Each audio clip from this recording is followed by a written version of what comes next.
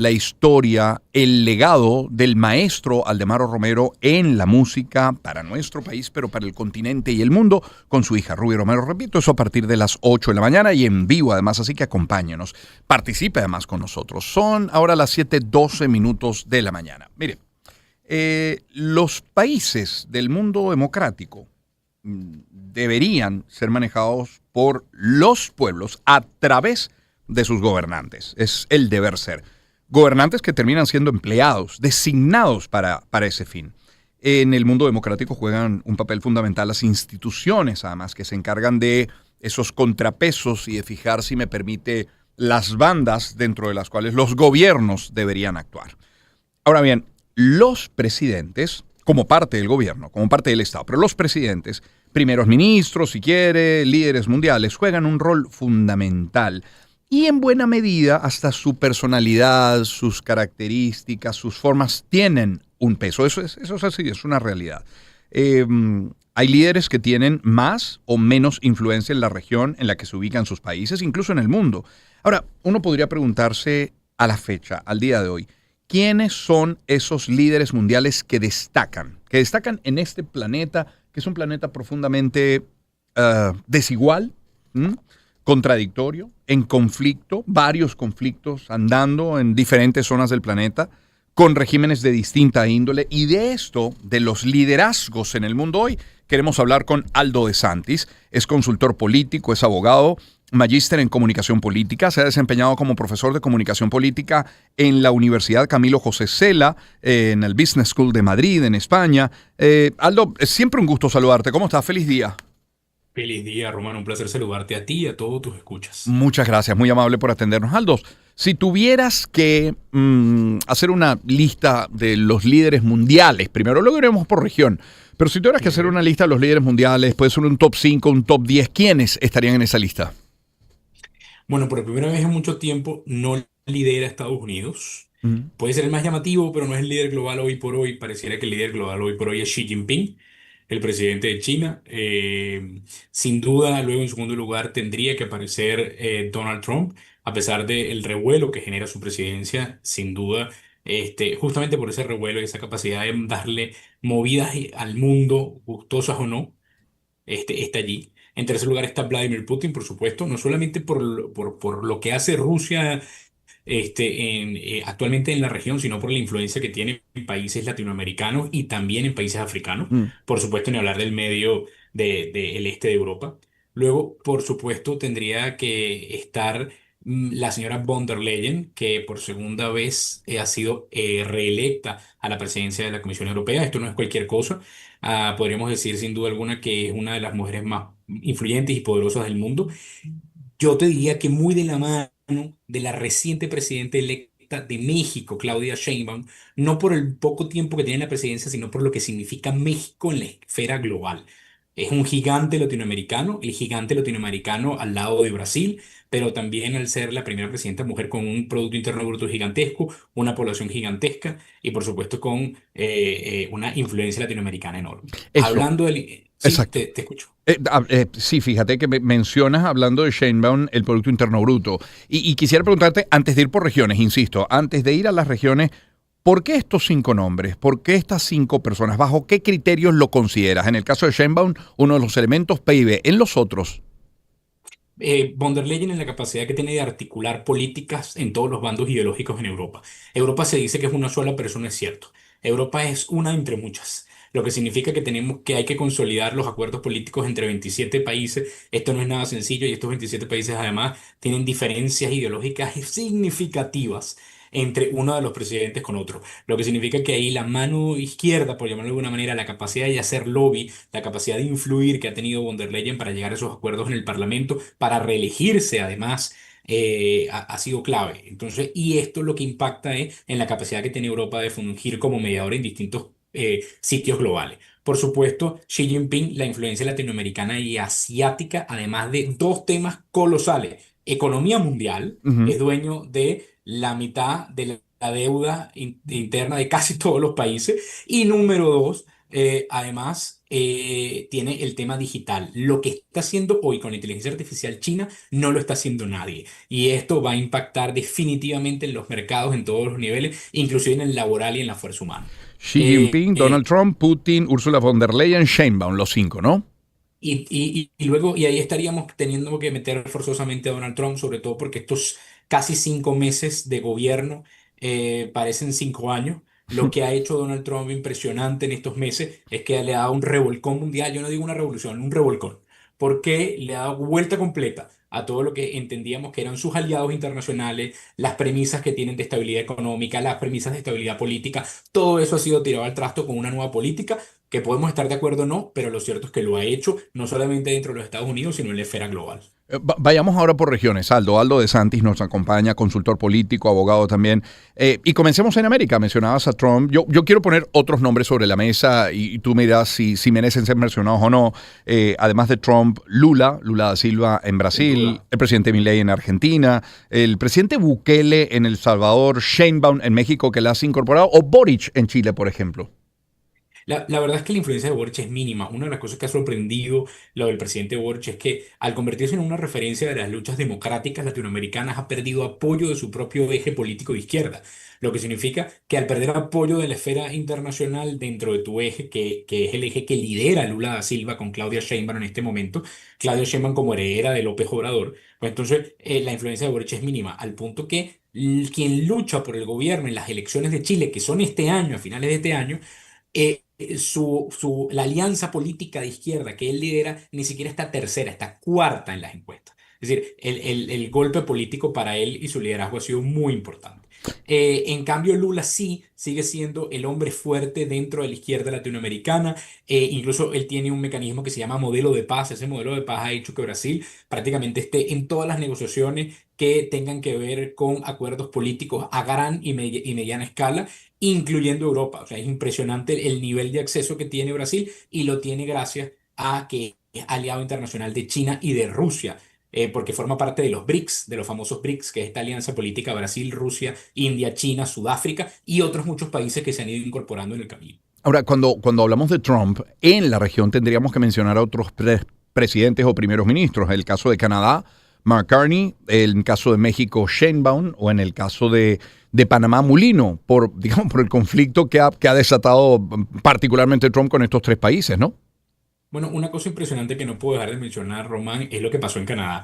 El Partido Conservador, que no lo lideraba para nada el actual primer ministro, era el que tenía las encuestas aseguradas y por el conflicto que ocurrió cuando todavía era primer ministro Trudeau con el señor Trump, en poquitos meses se vio revertido por completo. Eso, lo que venía a ser un apoyo importante para Canadá de Donald Trump para que fortaleciera el Partido Conservador canadiense, lo que hizo fue, por el contrario, exacerbar el movimiento nacionalista de Canadá en defensa de sus propias líneas políticas y darle la vuelta a ese marcador y ahora permite que haya un primer ministro también del Partido Liberal canadiense, algo absolutamente insospechado. Por otro lado, con el señor Mulino, que a pesar de que lo recibe el secretario de Estado Marco Rubio, hubo una muy buena reunión, según los dos lo mencionaron, un acuerdo político para que China no fuese el regente único del Canal de Panamá. Sigue el conflicto porque es que no le es suficiente en la política de Donald Trump que no haya China como regente único, sino que no solamente que quiere a China fuera, sino que quiere a todos fuera y solamente los Estados Unidos en el Canal de Panamá. Y por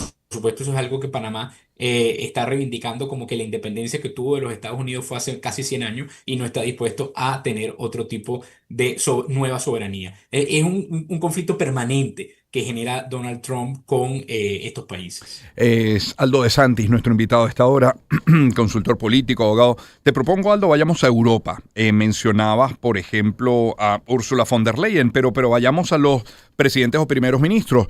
Creo que destacan Merz, el canciller alemán, el presidente del gobierno español, Pablo Sánchez, Meloni en Italia, Macron en Francia o el propio Zelensky en Ucrania. A ver.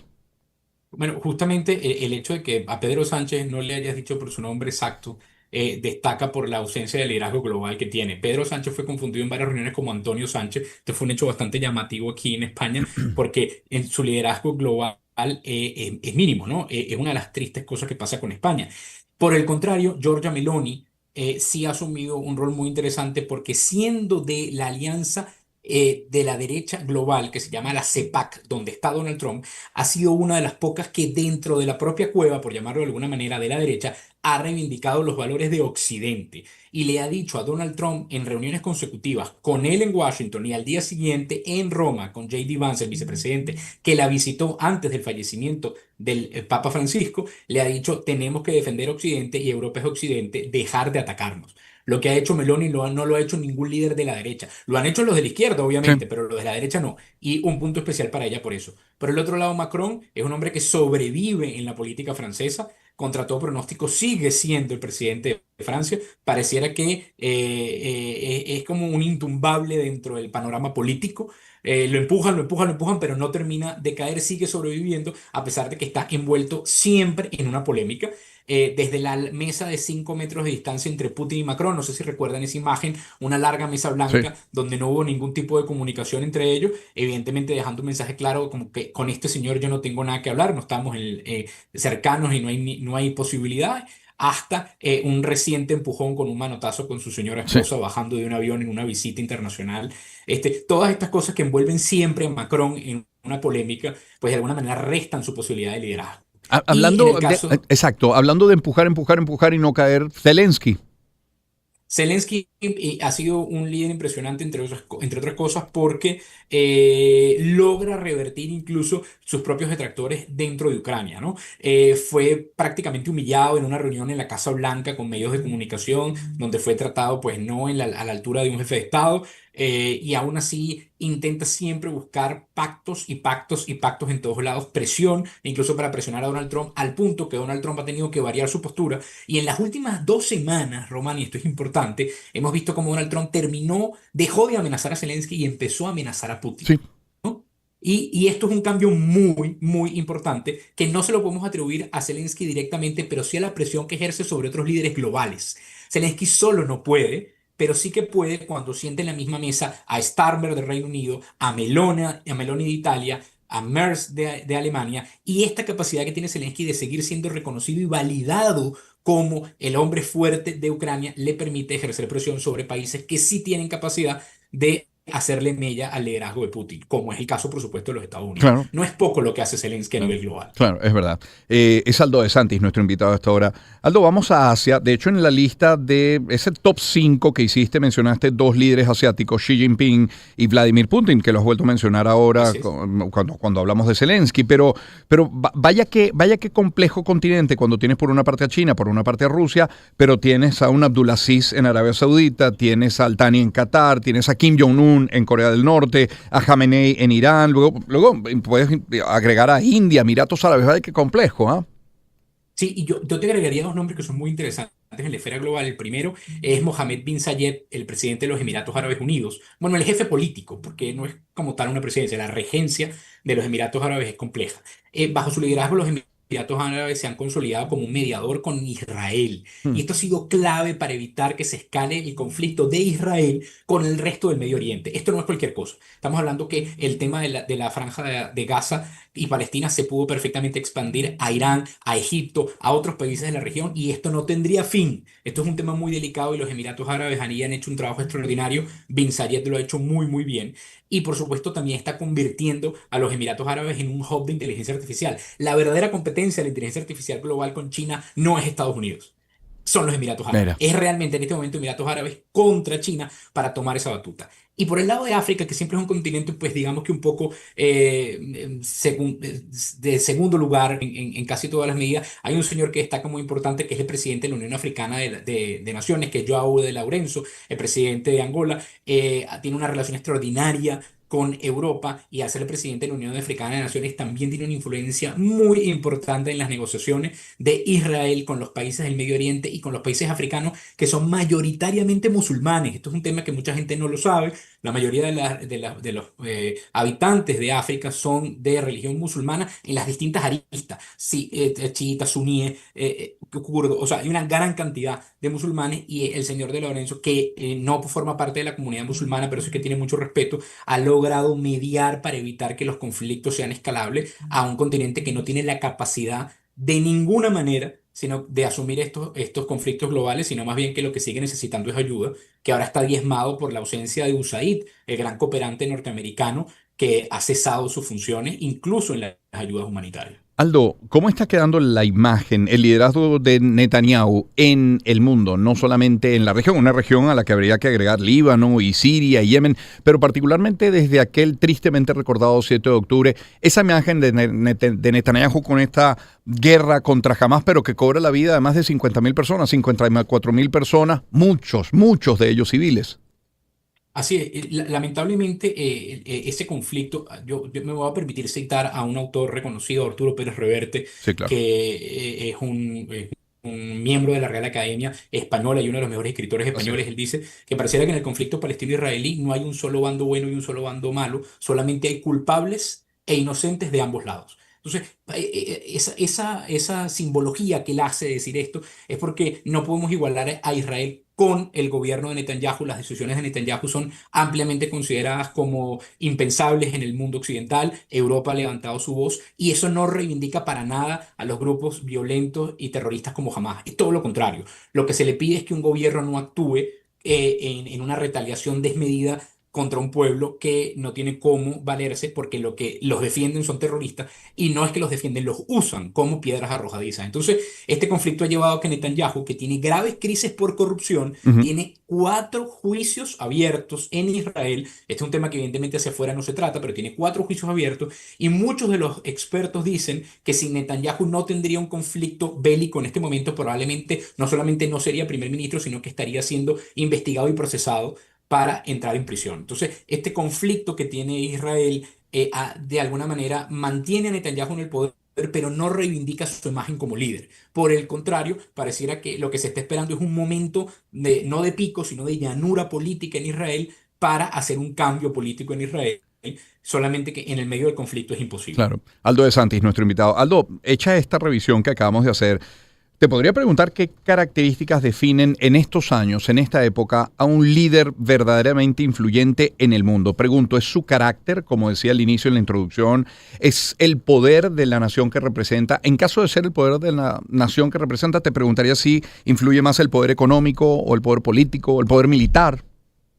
Sí, yo lo pondría en un orden que es el poder económico, poder militar, primero poder económico segundo y poder político tercero, porque el poder político está basado en un razonamiento de influencia democrática. Mm, Y lamentablemente, Román, y el mensaje que quiero transmitir ahora que me das esta oportunidad, es decir, mientras más democrático el líder, menos capacidad de influencia tiene a nivel global. Una de las cosas que se está destruyendo de las democracias occidentales es que la democracia está dejando de ser un valor en sí mismo para prestarle atención dentro de los países y por eso es que vemos cómo Donald Trump se entiende mejor con dictadores que con demócratas y tiene mucho más ganas de sentarse en una mesa con hombres o mujeres fuertes, para poner el término, hombres fuertes como ujú. terminología, que sentarse con demócratas.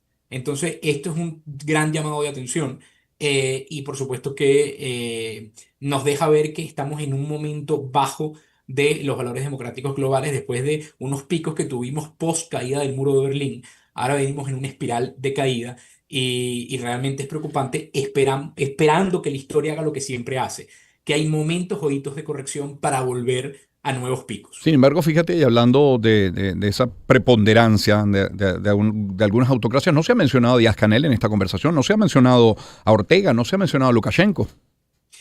Porque sin duda no creo que entrarían en la esfera de liderazgos. Ya. Son autócratas o Ujú. autoritarios, pero la palabra liderazgo implica capacidad de influencia y no capacidad de sumisión. La mayoría de ellos están en una sumisión a otros poderes, probablemente militares y económicos más grandes, como por ejemplo sí que lo son Rusia y China, que son definitivamente cualquier cosa menos democracia, pero su poder es tan grande que ya no podemos tratarlos distintos y hay que asumir que son En liderazgos. tiempos de la Guerra Fría, Aldo, se hablaba de dos polos, el Estados Unidos, digamos Rusia, como los dos líderes principales en cada uno. No sé si ahora habría que hablar de Estados Unidos-China o de Estados Unidos y todos contra Estados Unidos, no sé cómo. Creo que hoy tendríamos que hablar de un mundo multipolar. Los dos polos pareciera que hubo un merge, una fusión Mm. entre varios de estos espacios, y por eso es que vemos que Donald Trump se sienta mucho más cómodo con Putin que con von der Leyen o con cualquier presidente de Europa, lo que es sin duda un llamado de atención. Y el mundo multipolar llegó. Estados Unidos está para defender solo sus intereses y no para defender los intereses del mundo occidental. Ese mundo occidental que reivindicaba Meloni es algo que no está dentro de la lista del top 5 de intereses de los Estados Unidos de la administración Trump. Y entonces esto nos lleva a que el mundo aproveche esta situación para acrecentar lo que se llama soft power, y lo está haciendo China, y lo está haciendo Rusia, lo está haciendo la India, que está entrando en todo el Sí. mundo asiático, aprovechando la nueva ausencia de Estados Unidos. Entonces, todo esto pareciera que está construyendo un mundo multipolar que está cambiando las concepciones de las relaciones internacionales como las conocíamos. Nos queda un minuto, Aldo, y no creo que necesites mayor tiempo que ese para analizar el peso que puedan tener hoy caras visibles de los organismos como, por ejemplo, la ONU o la Organización de Estados Americanos, la propia Iglesia Católica. Sí, ha perdido mucho y en este minuto te voy a decir muy claro, el cambio político a causa de la muerte del Papa Francisco con el nuevo Papa le da una nueva oportunidad al Vaticano de fungir otra vez como un espacio de diálogo y de negociación, y por eso está siendo llamado por todas las partes, porque al encontrarse en una posición política que es norteamericano, pero ya ha dicho que no está de acuerdo con las políticas de la administración Trump, le entrega un poco de validez o liderazgo con otros actores que nunca vieron al Vaticano como una opción de fuerza. Entonces, al tener un papa joven, tengamos en cuenta que aquí es un hombre que está a punto de tener 70 años, Sí. para ser papa es muy joven.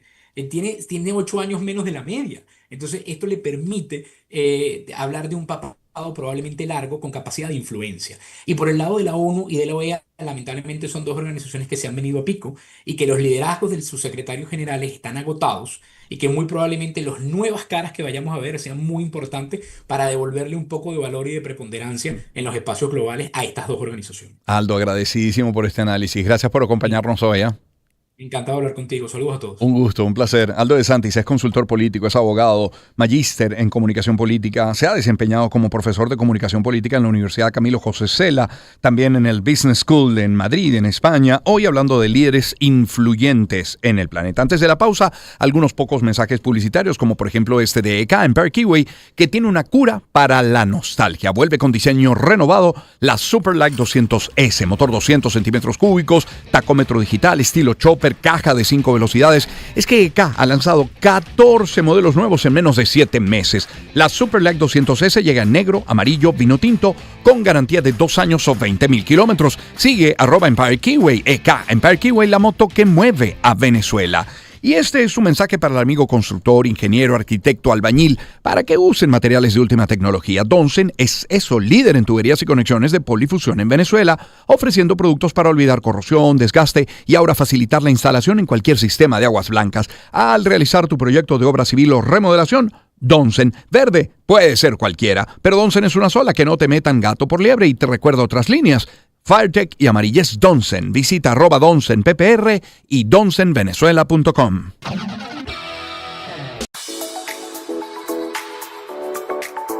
Espacio para conectar. Éxitos. Caracas, El Vigía, Guarenas, Guatire, Maturín, Táchira, Mérida, Barquisimeto, Margarita, Puerto La Cruz, Puerto Ordaz, Maracaibo. Maracay. Éxitos. Sonidos en primera fila.